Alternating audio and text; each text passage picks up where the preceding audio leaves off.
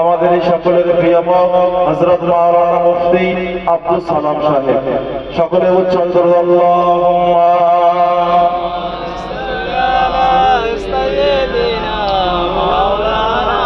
السلام عليكم ورحمة الله وبركاته. أعوذ بالله من الشيطان الرجيم. بسم الله الرحمن الرحيم. الحمد لله نحمده ونستعينه ونستغفره ونؤمن به ونتوكل عليه من شرور أنفسنا ومن سيئات أعمالنا. من يهده الله فلا مضل له ومن يضلله فلا هادي له. ونشهد أن لا إله إلا الله ونشهد أن محمدا عبده ورسوله الذي أرسله بالحق بشيرا ونذيرا وداعيا إلى الله بإذنه وسراجا منيرا.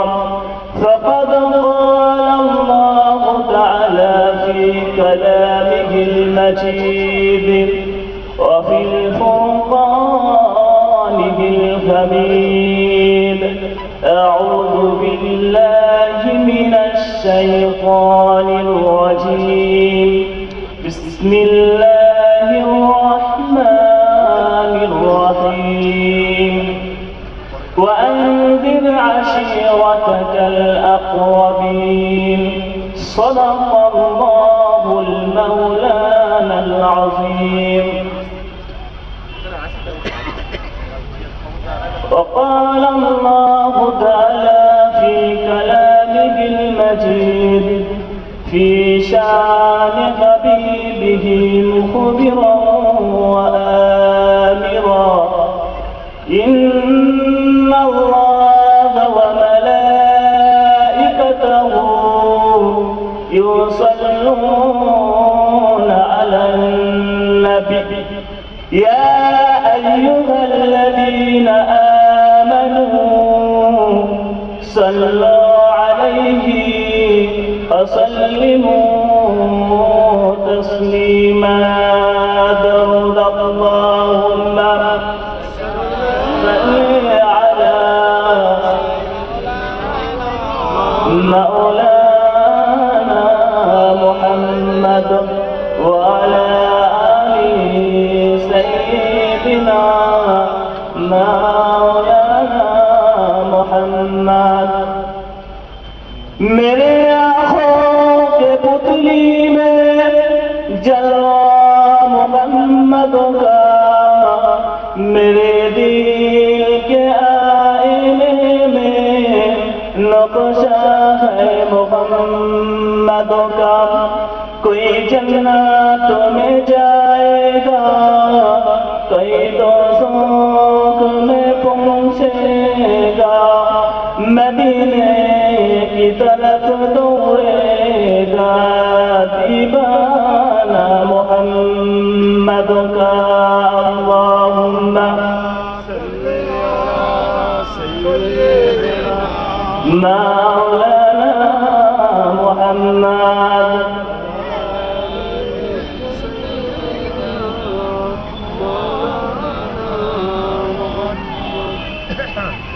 पैगंबरों का रौजा देखा दे खुदाया, दरे मुद्दतों से मिला दे खुदाया.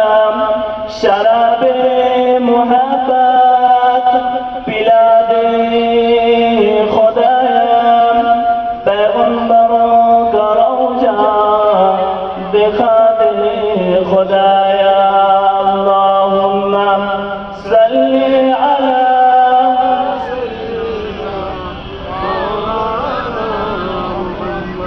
وعلى آل سيدنا مولانا محمد كلمة لا إله إلا الله لا إله إلا الله لا إله إلا الله محمد رسول الله دین ملا ایمان ملا پڑھنے کے لیے قرآن ملا جو کچھ دینے کا تھا سب کچھ دلوا دیا کملی والے نے لا الہ الا اللہ لا الہ الا اللہ لا الہ الا اللہ محمد رسول اللہ صلی اللہ علیہ وسلم প্যারা হাজিরান মজলিস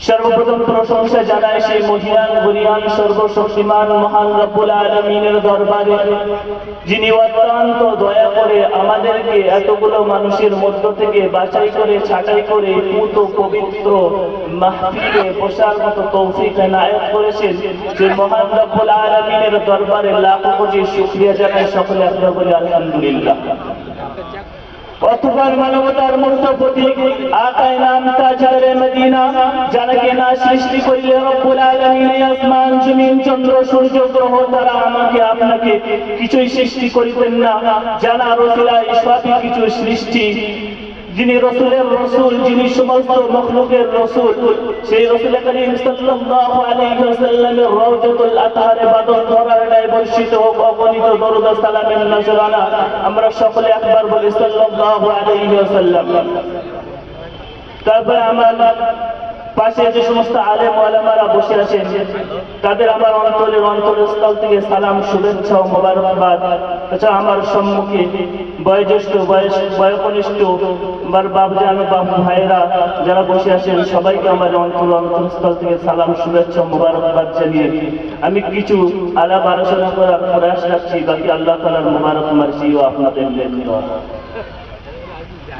পবিত্র কালামুল্লাহ শরীফের মধ্যে থেকে আমি একটি ছোট্ট ক্ষুদ্র একটি আয়াত তেলাওয়াত করেছি রব্বুল আলামিন বললেন ওয়া আনজির আশিরাতাকাল আকরাবিন এই আয়াতটি কখন নাযিল হয়েছিল রাসূল করিম সাল্লাল্লাহু আলাইহি ওয়াসাল্লামের নবুয়ত পাওয়ার পর যখন রাসূল করিম সাল্লাল্লাহু আলাইহি ওয়াসাল্লাম সর্বপ্রথম নবুয়ত লাভ করলেন রাসূল করিম সাল্লাল্লাহু আলাইহি ওয়াসাল্লাম অত্যন্ত ভয় পেয়ে গেলেন রাসূল করিম সাল্লাল্লাহু আলাইহি ওয়াসাল্লাম নবুয়ত পাওয়ার পরে রাসূল করিম সাল্লাল্লাহু আলাইহি ওয়াসাল্লাম এতটা ভয় পেয়ে গেলেন রাসূল করিম সাল্লাল্লাহু আলাইহি ওয়াসাল্লাম ঠকরা করে কাঁদতে লাগলেন আম্মা জান খাদিজা রাদিয়াল্লাহু আনহা রাসূল করিম সাল্লাল্লাহু আলাইহি ওয়াসাল্লামকে কম্বল চাপা দিয়ে দিলেন এবং রাসূল করিম সাল্লাল্লাহু আলাইহি ওয়াসাল্লামকে সান্ত্বনা দিতে লাগলেন তারপরে রব্বুল আলামিন আয়াত নাযিল করে বললেন ইয়া আইয়ুহাল মুসাম্মিল কুম ফাআনজির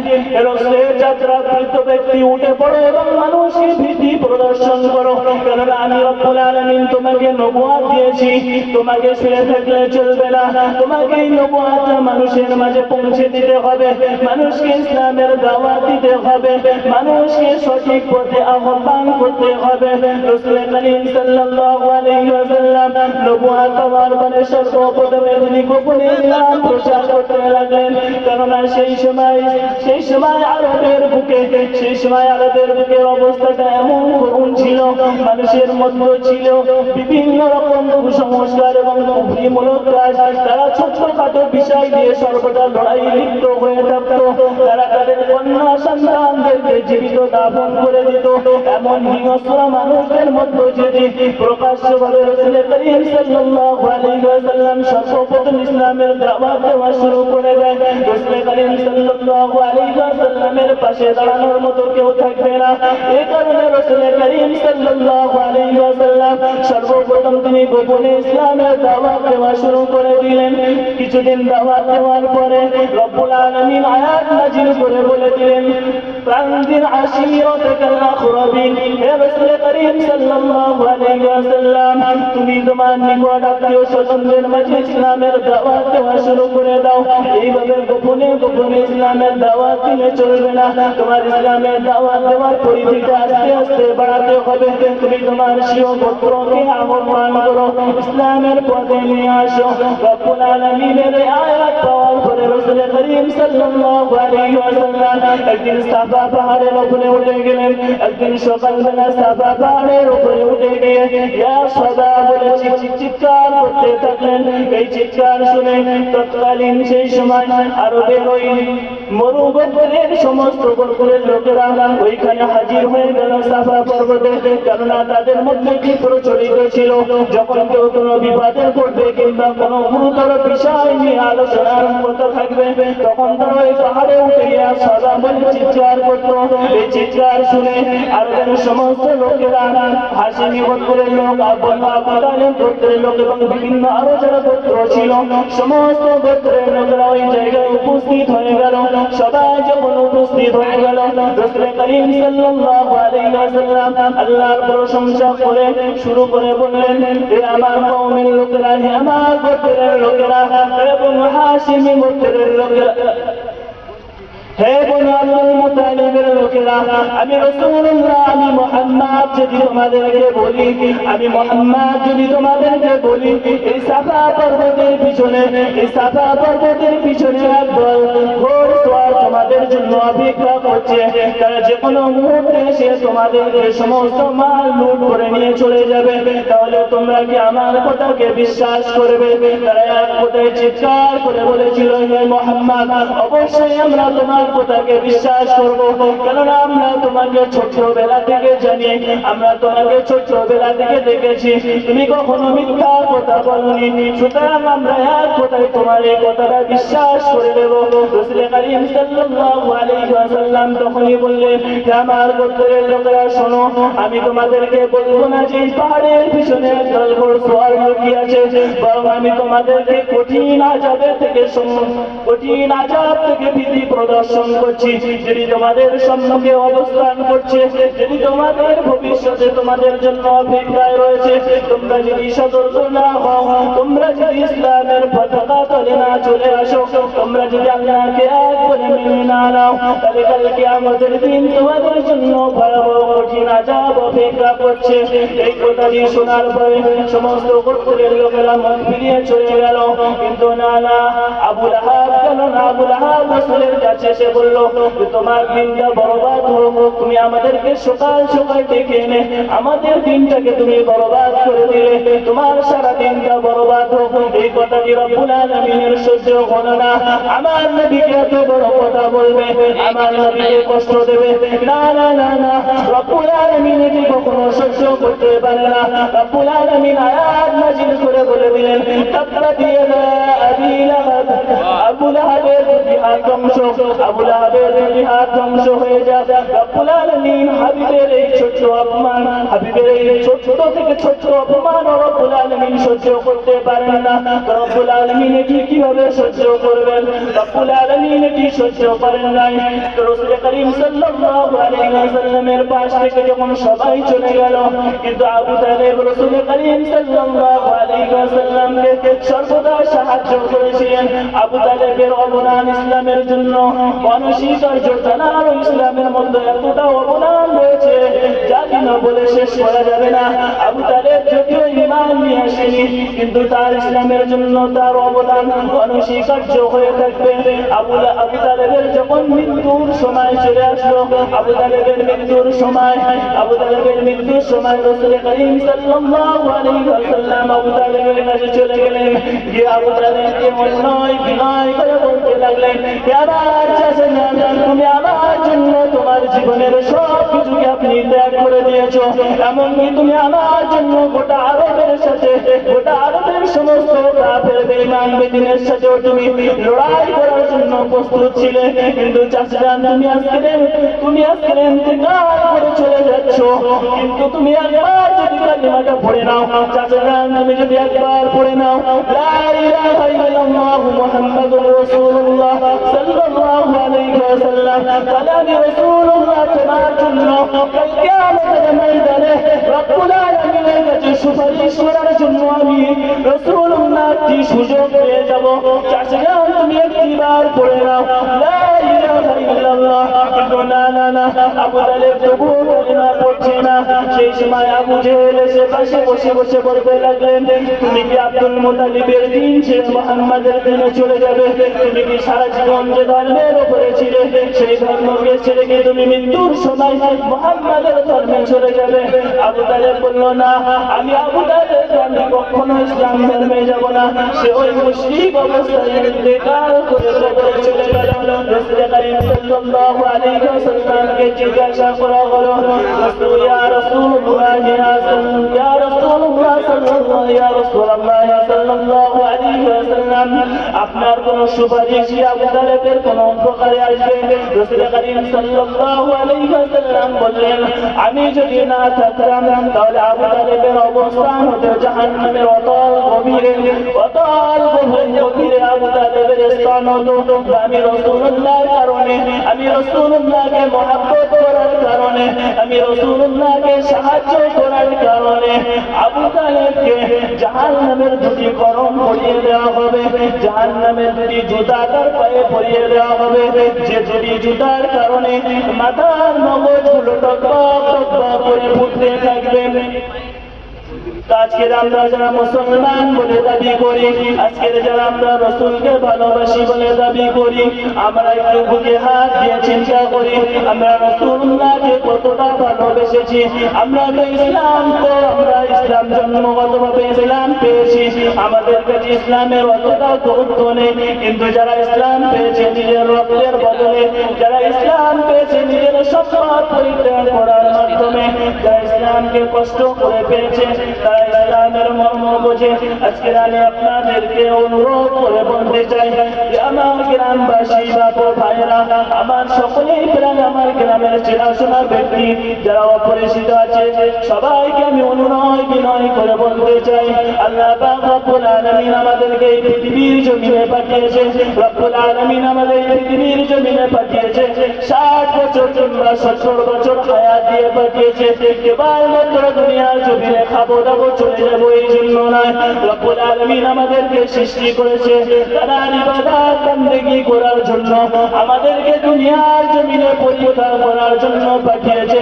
যখন আমাদের ইন্তেকাল হয়ে যাবে আমরা কবরে চলে যাব, তারপরে যখন কিয়ামতের ময়দানে হাসরের ময়দানে আমাদেরকে তোলা হবে, রব্বুল আলামিন সেই দিন কাহার নাম ধারণ করবেন।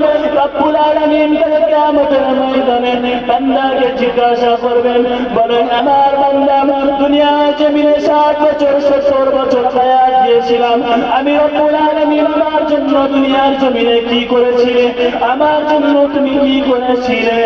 ওই সময় একদল আলেম দাঁড়িয়ে যাবে, একদল আলেম দাঁড়িয়ে গিয়ে বলবে, রব্বুল আলামিন দুনিয়ার জমিনে আমরা আপনার জন্য ইলম শিক্ষা করেছিলাম, দুনিয়ার জমিনে আমরা আলেম হয়েছিলাম, আমরা আপনার দ্বীনকে মানুষের দ্বারে দ্বারে পৌঁছে দিয়েছিলাম। রব্বুল আলামিন বলবে, না না না, তুমি তো মিথ্যা কথা বলছো, তুমি আমার দ্বীন শিক্ষা করেছিলে ঠিকই, কিন্তু তুমি তো দ্বীনটা এই জন্য শিক্ষা করেছিলে মানুষ তোমাকে আলেম বলবে, মানুষ তোমাকে সম্মান করবে, মানুষের কাছে বড় নাম কামাবে, এই জন্য তুমি আলেম হয়েছিলে। আমি রব্বুল আলামিনকে খুশি করার জন্য তুমি আলেম হও না, তুমি আমার দ্বীনকে সত্যিকারে পৌঁছে দেওয়ার জন্য তুমি আলেম শিক্ষা করো নাই। এই জন্য আজকে আমার কাছে তোমার জন্য কোনো প্রতিদান নাই। তুমি যেটা চেয়েছিলে দুনিয়ার জমিনে তুমি পেয়ে গিয়েছো, দুনিয়ার জমিনে মানুষ তোমাকে আলেম করেছে, দুনিয়ার জমিনে মানুষ তোমাকে সম্মান করেছে, মানুষ তোমাকে অনেক কিছু দিয়েছে। আজকে আমি রব্বুল আলামিন আমার কাছে তোমার দেওয়ার মতো কিছুই নাই। ফেরেশতাদেরকে আদেশ করে বলবে, আমার ফেরেশতারা যাও এনাদেরকে ধরে নিয়ে জাহান্নামে ফেলে দাও। তাই আমি সবাইকে অনুনয় বিনয় করে বলতে চাই, আমরা এখনো যারা দুনিয়ার জমিনে বেঁচে আছি, আল্লাহ পাক দয়া করে আমাদেরকে এখনো বাঁচিয়ে রেখেছে। জানি না আমাদের মৃত্যু কখন চলে আসবে, মৃত্যুর আগে আগে আমরা সকলে তওবা করে ফিরে আসি এবং রব্বুল আলামিনের সঠিক পথে আমরা চলার চেষ্টা করি এবং বিশ্বনবী সাল্লাল্লাহু আলাইহি ওয়াসাল্লামের সুন্নাতগুলো পরিপূর্ণভাবে জীবনে ফুটিয়ে তোলার চেষ্টা করি। সময়টা বড় কঠিন সময়, আমাদের সম্মুখে বড় কঠিন সময় অপেক্ষা করছে, তাই বলি সতর্ক হয়ে যান, ফিরে আসুন এবং পরিবর্তন হয়ে যান। আজ থেকে আমরা তওবা করে নিই এবং ফিরে আসি আল্লাহর পথে। রব্বুল আলামিন নিশ্চয়ই অত্যন্ত ক্ষমাশীল, রব্বুল আলামিন অবশ্যই আমাদেরকে ক্ষমা করে দেবেন এবং আমরা যদি পরিবর্তন হওয়ার চেষ্টা না করি, রব্বুল আলামিন আমাদেরকে কখনোই পরিবর্তন করবে না। রব্বুল আলামিন বলেন, যারা পরিবর্তন হওয়ার চেষ্টা করে আমি রব্বুল আলামিন তাদেরকে পরিবর্তন করে দিই। তাই আমরা সকলে আজকে তওবা করে এখান থেকে নিয়ত করে নিই, আমরা যে যে অন্যায় কাজ করে ফেলেছি, আমরা সমস্ত রকম অন্যায় কাজ ছেড়ে দিয়ে আজ থেকে আমরা সঠিক পথে চলে আসবো এবং আল্লাহ এবং আল্লাহ রাসূলের দেখানো পথে চলবো। সকলে একবার বলি ইনশাআল্লাহ। আল্লাহ কবুল করেন, সকলে বলি আল্লাহুম্মা আমিন। যা কিছু বলেছি এর মধ্যে যা কিছু ভুল ত্রুটি হয়েছে আমাকে ক্ষমা করবেন। রব্বুল আলামিন আমাদের সবাইকে শোনার থেকে বেশি বেশি করে আমল করার মতো যেন তৌফিক এনায়েত করেন। সকলে বলি আল্লাহুম্মা আমিন। ওয়া আখিরু দাওয়ানা আলহামদুলিল্লাহি রাব্বিল আলামিন। আসসালামু আলাইকুম ওয়া রাহমাতুল্লাহি ওয়া বারাকাতুহু।